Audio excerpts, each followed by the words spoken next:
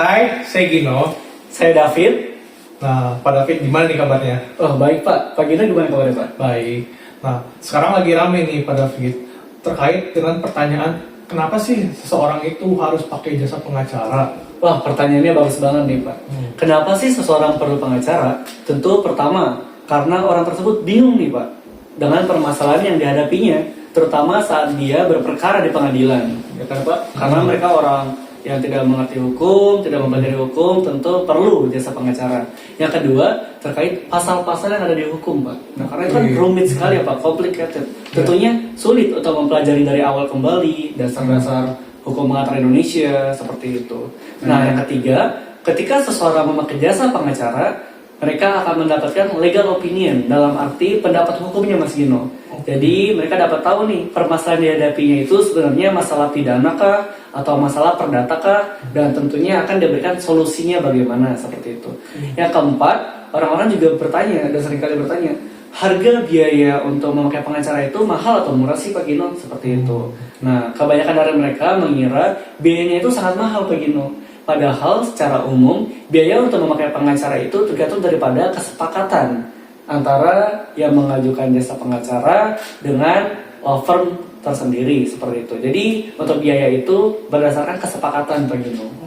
Oke. Yang kelima, dengan adanya pengacara seperti yang tadi sudah disebutkan Pak Gino, ada solusinya. Nah, solusi ini untuk apa? Tentunya untuk menyelesaikan masalah yang dihadapi. Nah, dengan adanya solusi ini maka resiko-resiko terhadap kerugian, terhadap keadilan yang tidak didapati, itu semua dapat didapati nih Pak Gino dengan bantuan pengacara seperti itu. Nah, kira-kira dari Pak Gino bagaimana? Nah, sebenarnya nih Pak David, kalau misalnya kita pakai jasa pengacara nih, sebenarnya kita udah tahu nih, udah dapat gambaran dari pengacaranya sendiri terkait kita tuh bakal menang atau bakal kalah.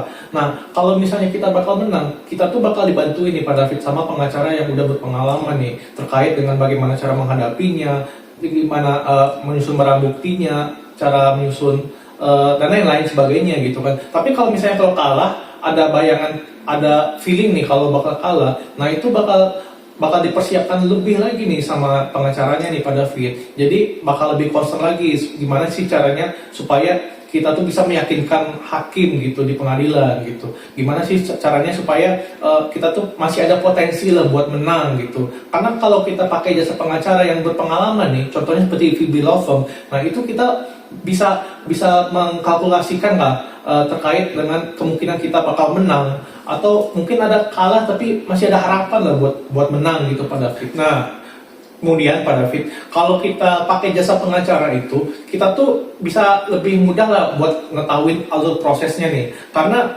kita kan nggak tahu nih, kalau misalnya orang awam, kita tuh nggak tahu kita harus bolak-balik ke pengadilan itu berapa kali, kita bolak-balik ke kantor polisinya berapa kali buat ngurus berkas-berkas lah gitu kan. Nah, itu tuh yang bikin orang awam hukum itu bingung gitu, kapan kita harus ke pengadilan, kapan kita harus ke laporan ke polisi. Nah, tapi kalau misalnya kita pakai jasa pengacara, nah itu bakal lebih dipermudah. Jadi kita udah tahu nih alurnya udah diarahin sama pengacaranya begitu. Karena pengacaranya itu kan udah pasti berpengalaman, jadi udah ngerti lah alur prosesnya itu bagaimana gitu.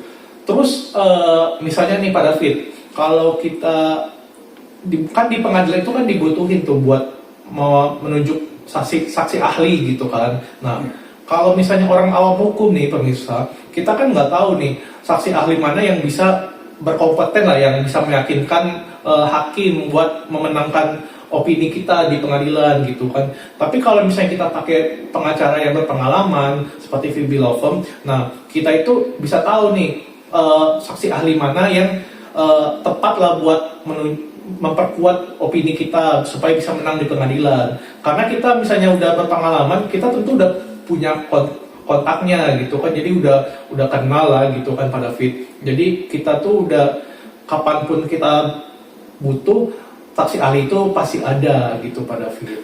Nah Pak David, kemudian ini ada pertanyaan nih, sebenarnya kalau di dalam generalnya ini kan sebenarnya ada di pengadilan secara general tuh ada dua kemungkinan, karena ada kemungkinan perdata atau kemungkinan pidana nih Pak David. Ya.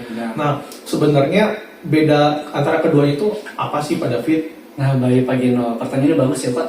Nah, karena jika kita melihat dari subjek hukumnya saja sudah berbeda seperti itu ya Pak. Dan jika kita berbicara mengenai pidana, maka ini hubungannya antara orang dengan negara. Dalam artian yang melakukan penuntutan itu adalah jaksa penuntut umum, didahului dengan laporan daripada individu atau kelompok yang merasa dirugikan seperti itu Pak. Oke. Nah, untuk perdata sendiri kira-kira gimana Pak Gino?